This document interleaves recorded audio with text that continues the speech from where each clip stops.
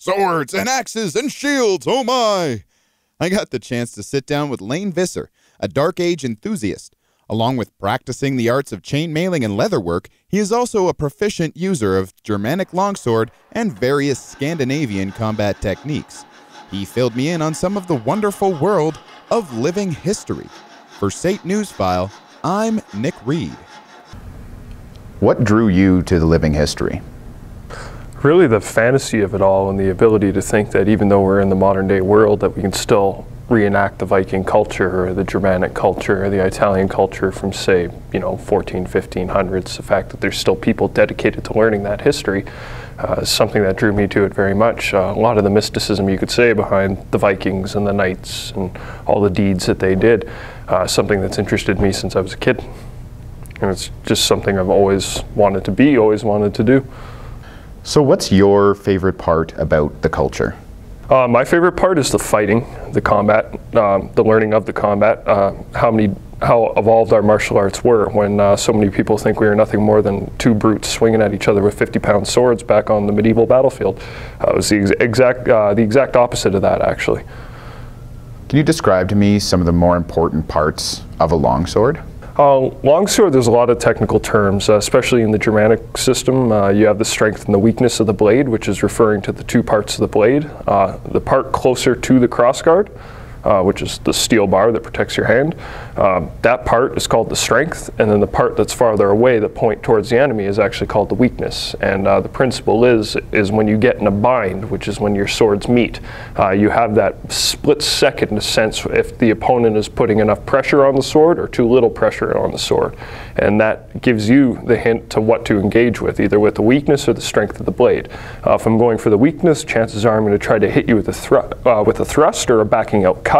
If I'm coming at you with the strength, probably means I'm just going straight for the cut and going to try to, do a dismembering blow.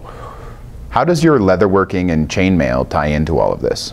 Really, once again, relearning techniques that are dying art. How many people can say that they really make chainmail armor anymore? It's something that most people have forgotten about, that someone that actually used to sit down and do this for a living. And it's a very tedious and time-consuming hobby, but at the same time, when you see the end result, it's very satisfying. And the fact that I can sit down and say, yeah, I made that shirt that's patterned off a 13th century style chainmail hoppergun.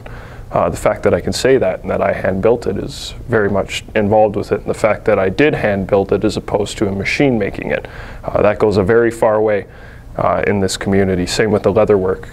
From leatherwork from the sheaths to the armor to something as simple as a belt or a pouch that you put on the belt. If it's handmade, it's kind of to the period. So how does this differ from LARPing? Big difference between us and the LARPers is we're wearing real armor and we're using real steel. The LARPers are typically, nothing against them, but they're hand making their armor out of carpet and plastic, stuff like that, so it protects them, looks the part, but it's not actually going to stand up to a real sword. Where what we do is the real deal. Full steel, full plate armor, balls to the wall, we go at each other, it hurts. It's the best way to put it, yeah. What are some groups in Calgary that people can check out? They have, you have the Dragon Zone, which focus kind of on the medieval style combat, Sons of Fenrir or the Viking era. You have the Scola Gladiatoria, which is the gladiator reenactment group. That's a pretty neat group to watch. Obviously the gladiator style of combat, very flashy, not so much with the mortal wounds in that, but that was the point, is the Romans wanted blood, so you went for the superficial blow. Yeah. So it's a very flashy, artsy style of combat almost, when most people, once again, would think gladiators are nothing but two brutes going at each other in a ring. What is the community in Calgary like? The community in Calgary is very inviting, a very good place to be. It's almost more like a brotherhood. It's almost like a sense of family once you're in it. Everybody kind of looks out for each other, everybody helps each other out. We try to give a good deal to the people that are involved in the community as much as we can. We still are a business, we still need to make money, but if, say, one of the guys from Sons of Fenrir comes in and there's a helmet he's after, but he needs a little bit of a break, we're willing to do that for him because he's a fellow member of the community. Right? He supports it, and he may have a completely different interest in history than I do, but he supports it nonetheless more than I do. You know what I mean?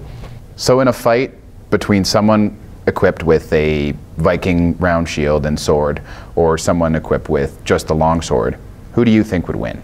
When it comes down to the warrior or the fighter themselves, you could put, Jonas Lichtenauer, who is one of the fight masters from the 15th century for German longsword, up against, say, a guy like Leif Erikson, who has sagas about him cutting boulders in half with his Dane axe. Like, you got two pretty badass dudes going up against each other, but it really comes down to who's the better warrior. The weapon, not so much. Well, many thanks go to Layne. I never thought I'd be able to get a history and a combat lesson in the same day. For SAIT Newsfile, I'm Nick Reed.